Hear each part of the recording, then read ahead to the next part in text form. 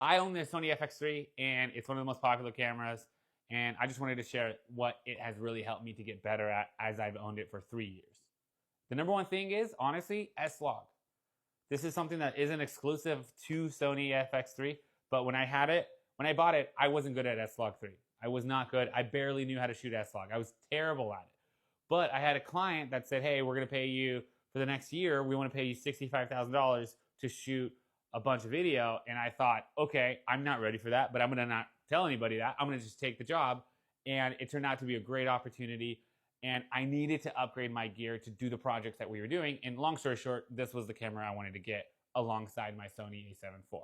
But I didn't know how to shoot S-Log 3, and I just practiced. And I shot a bunch of stuff with them, but then also on my own. And this camera has helped me to get better at S-Log 3.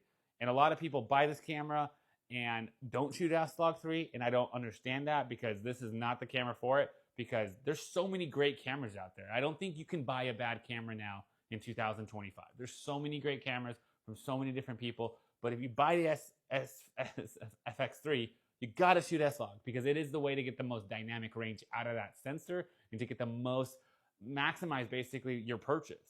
And for me, that's been amazing with the Sony FX3.